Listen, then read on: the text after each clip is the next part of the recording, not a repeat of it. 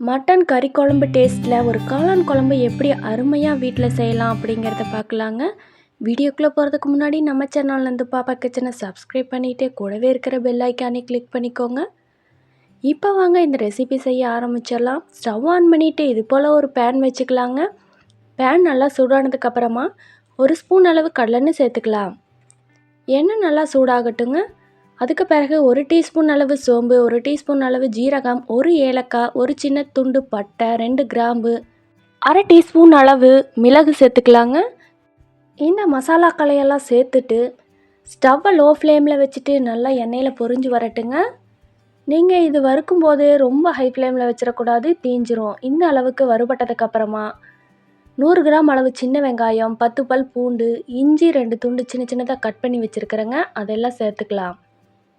எப்போவுமே நீங்கள் சின்ன வெங்காயம் சேர்த்து செய்யும்போது சூப்பராக இருக்குங்க டேஸ்ட்டு. நான்வெஜ் டேஸ்ட்லேயே வரும். இப்போ லைட்டாக ஸ்டவ்வை மீடியம் ஃப்ளேமில் வச்சுட்டு நல்லா அந்த எண்ணெயிலேயே நல்லா வதக்கி விட்டுக்கலாங்க. இது ஒரு 2 நிமிஷம் வதங்கினதுக்கு பிறகு பழுத்த தக்காளியாக ஒரு தக்காளி நாளாக கட் பண்ணி சேர்த்துக்கலாங்க. தக்காளி சேர்த்துட்டு நல்லா வதக்கி விட்டுடலாம். இது போல் நல்லா வதங்கட்டுங்க. அதுக்கு பிறகு காரத்துக்காக 2 வரமிளகாய் சேர்த்துருக்குறேங்க. நீங்கள் உங்கள் காரத்துக்கு ஏற்ப நீங்கள் அட்ஜஸ்ட் பண்ணிக்கோங்க. தேங்காய் 2 துண்டு இது போல் சின்ன சின்னதாக கட் பண்ணி வச்சுருக்கிறேன், அதையும் இதில் சேர்த்துக்கலாம். இது போல் எல்லாம் நல்லா வதங்கி வந்ததுக்கு பிறகு ஸ்டவ் ஆஃப் பண்ணிவிட்டு 2 டீஸ்பூன் அளவு மல்லித்தூள், 1 டீஸ்பூன் அளவு தனி மிளகாய் தூள், 1 டீஸ்பூன் அளவு மஞ்சள் தூள் இதெல்லாம் சேர்த்துட்டு நல்லா கிளறி விட்டுடலாங்க. அந்த சட்டியோட சூடே போதும். இது நல்லா ஆறுனதுக்கப்புறமா மிக்ஸி ஜாரில் சேர்த்துட்டு நல்லா அரைச்சிட்டு வந்துடலாம். அடுத்ததாக நம்ம ஸ்டவ் ஆன் பண்ணிவிட்டு குக்கர் வச்சுட்டு 2 ஸ்பூன் அளவு கடலெண்ணெய் சேர்த்துக்கலாங்க. எண்ணெய் நல்லா சூடானதுக்கப்புறமா 1 டீஸ்பூன் அளவு கடுகு சேர்த்துக்கலாம். கடுகு நல்லா பொரிஞ்சு வரட்டுங்க. அதுக்கு பிறகு 2 மீடியம் சைஸ் பெரிய வெங்காயம் சின்ன சின்னதாக கட் பண்ணி வச்சுருக்கிறேன், 2 கொத்து கருவேப்பிலையும் சேர்த்துக்கலாம். இது 2ஐயும் சேர்த்துட்டு நல்லா பொரிஞ்சு வரட்டுங்க எண்ணெயில். அதுக்கு பிறகு நம்ம காளான், பெரிய பெரிய காளானெல்லாம் இது போல் கழுவிட்டு சின்ன சின்னதாக கட் பண்ணி வச்சுருக்கிறேங்க. ரொம்ப சின்னதாக கட் பண்ணிடக்கூடாது, மீடியம் சைஸில் கட் பண்ணிவிட்டு நல்லா கழுவிட்டு இது போல் கட் பண்ணிவிட்டு இந்த குக்கரில் சேர்த்துக்கலாங்க.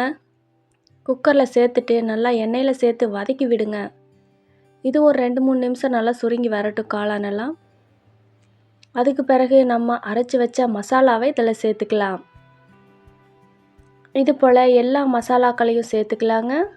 சேர்த்துட்டு நல்லா கிளறி விட்டுடலாம். எண்ணெயிலேயே ஒரு 2-3 நிமிஷம் அந்த நல்லா மசாலாலாம் வெந்து வரட்டும். நல்லா எண்ணெய் பிரிஞ்சு நல்லா வர மாதிரி இருக்கணுங்க.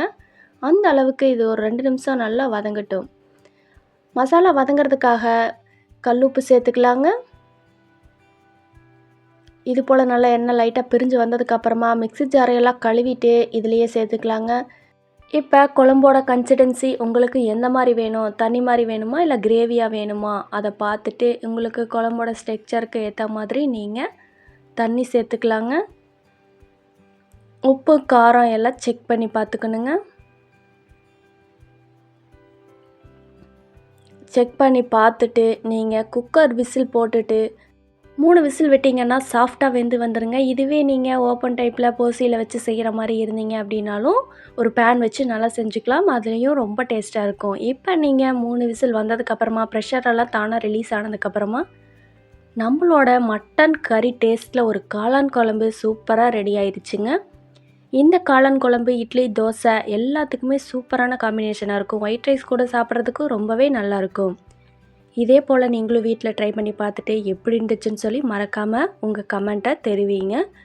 இதே போல் நம்ம சேனலில் நிறைய வீடியோக்கள் இருக்குங்க. நீங்கள் விருப்பப்பட்டீங்க அப்படின்னா மறக்காமல் போய் செக் பண்ணி பாருங்கள். இந்த ரெசிபியை உங்கள் ஃப்ரெண்ட்ஸ் அண்ட் ஃபேமிலிக்கு ஷேர் பண்ணுங்கள். நம்ம சேனலை சப்ஸ்கிரைப் பண்ணிக்கோங்க. உங்களில் எத்தனை பேர்த்துக்கு இந்த காளான் குழம்பு ரொம்பவே ஃபேவரட் அப்படிங்கிறதையும் கமெண்ட் பண்ணுங்கள்.